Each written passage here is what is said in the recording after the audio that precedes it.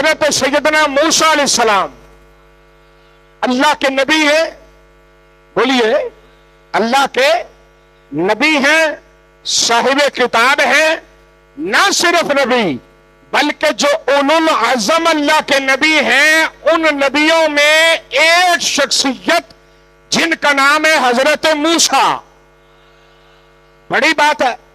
सैयदना खिज़र अलैहिस्सलाम अल्लाह के वली है। क्या है? बोले बोले, अल्लाह के वली है सैयदना खिज़र अलैहिस्सलाम।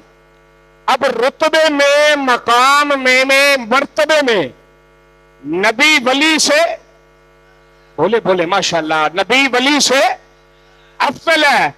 अब सैयदना मूसा अलैहिस्सलाम, ये कुरान कहता है अल्लाह हजरत मूसा अलैहिस्सलाम को हुक्म देता है कि ए कलीमुल्लाह, हमारा एक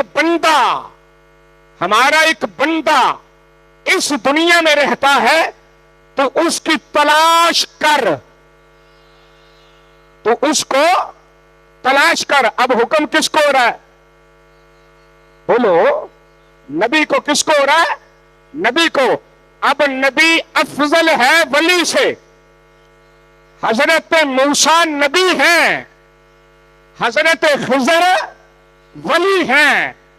अब हजरत खिज़र से मकाम में, मर्तबे में, इज्जत में, अज़मत में, रिफ़अत में, शान में हजरत मूसा कलीमुल्लाह अफजल है, इसलिए कि वो नबी है। लेकिन इसके बावजूद अल्लाह नबी से कहता है कि तू खिज़र के पास जा। बात समझ आ रही है? अल्लाह नबी से कहता है कि तू खिज़र के पास जा। चाहिए तो ये था ना कि अफजल के पास मफजूल आता, अफजल के पास मफजूल आता, आला के पास अदना आता। लेकिन यहां पे अफजल को मफजूल के पास भेजा जा रहा है।